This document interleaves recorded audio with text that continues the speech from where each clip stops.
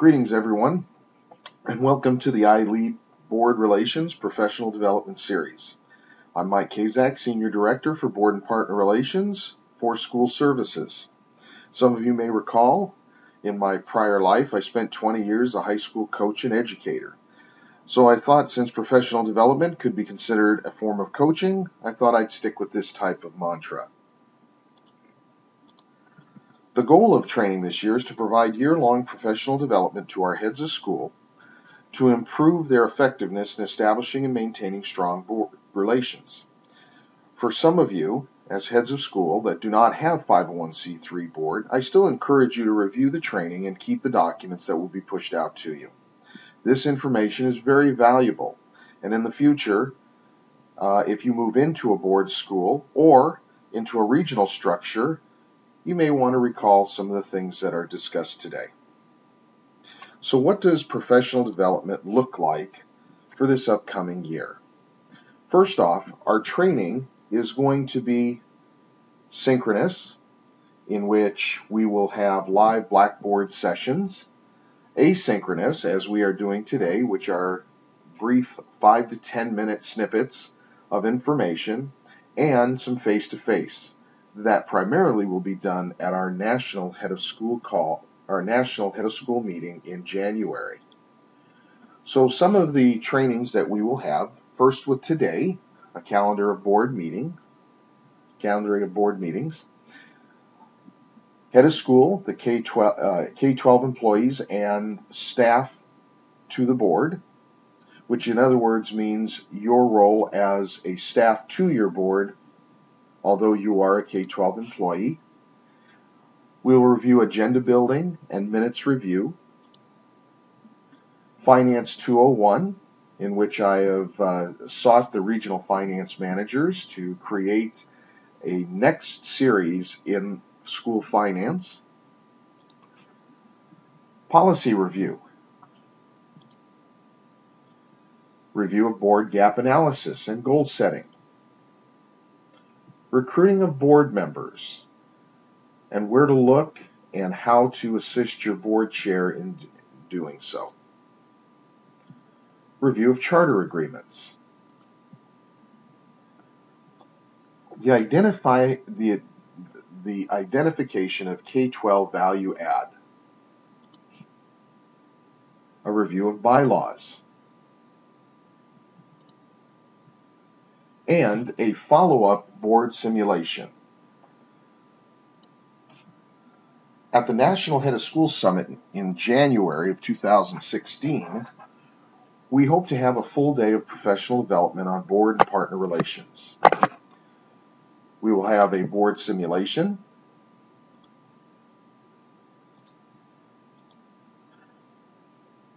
a session of interacting with school council,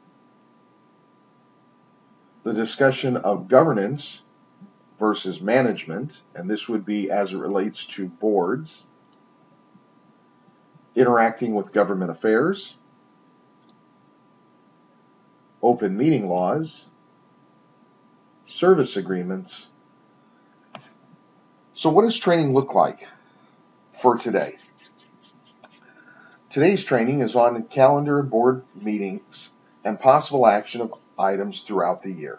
The outcomes for today's meeting provide information on creating a board plan, to identify the actions for board calendaring, and taking a look at key metrics and outcomes that can be covered at the board meeting.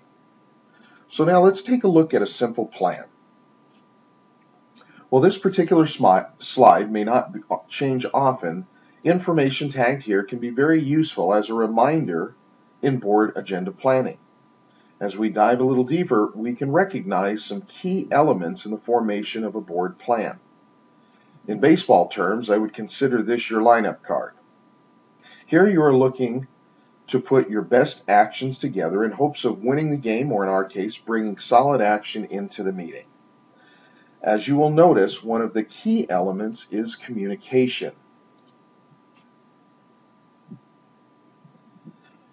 Are your board members being kept up with the latest and greatest within your school? As you have discovered, the iLead team uses web-based presentation platforms called S'mores. This may be very useful in providing updates to your board. And what about presentations? This is key for your board members to stay connected to staff and students throughout the year. This is especially important if your staff is primarily board employees. Our K-12 Executive Chairman, Mr. Nate Davis, has committed his executive team with getting out into the field to work with our regional and school staff in providing K-12 value. As always, these documents are extremely useful, but please check with your regional vice president in developing plans and in seeking invitations from the executive team. Here is just a sample of presentations that can be considered when developing a board agenda. In this case, we have broken it into 5 categories: compliance, academics, finance, marketing, and physical plant and office needs. When we look at compliance, as an example, not every area should be covered at every meeting, as I'm sure you're well aware. However, it does give a frame of reference. Another valuable frame of reference, especially for new heads of school or those taking over existing schools, is previous year's board agendas and minutes. As we get into training, we will share and identify ways of cataloging board action. Now, this particular slide, I'm only giving you a small part of the document. I will be pushing out the complete set of documents during our National Head of School call on Friday. Also, copies will be provided on my Yammer page. If you have not been invited to that, please send me a note and I will be happy to add you. Looking at board reporting, it is important to calendar board metrics and outputs. Many of you have already received some of this material from Mary Gifford. As Mary so eloquently states, you must provide outputs to your boards because inputs will just allow your boards to, quote, get into your cookies. Or in other words, they will begin to manage instead of govern. As you can see by this particular slide, year-over-year comparison data is extremely helpful for your boards in understanding how the school is progressing and growing. This doesn't necessarily mean student enrollment, however, we definitely like to grow our schools.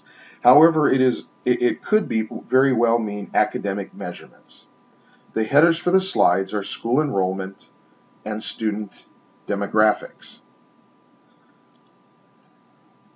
This board metric discusses student performance and some of the year-over-year comparisons that you might be able to share with your board. There are 4 additional reporting or metric areas as part of this document. They are employment, school and community and culture, ad hoc or unique reports, and lastly, finance. There is also another useful method of calendaring outcomes in board agenda planning throughout the year. As you can see, July and August are usually when the annual meeting occurs. As indicated, governance areas, more often than not, board members are elected to offices and in various committees. This can also be a reset for the upcoming school year and for you to provide updates on the latest initiatives. Again, a more complete calendar will be provided to you. I appreciate your participation in this training, and I'm attempting to keep these brief asynchronous sessions between 5 and 10 minutes in length. In sticking with the sports theme, if you have any questions or need any assistance, feel free to give me a call or drop me a line via email. Yes, the gentleman on the far left looking like the great pumpkin in the orange shirt is me. And in this picture of my son's Majors Little League Baseball team winning the championship for 11 and 12-year-olds this past year. I also wanted to point out Mini-Me, who is my youngest son Joey, who is the catcher on the team and takes after his dad who played that position in college. I promised I would give him his time in the national spotlight, so I think I've done that.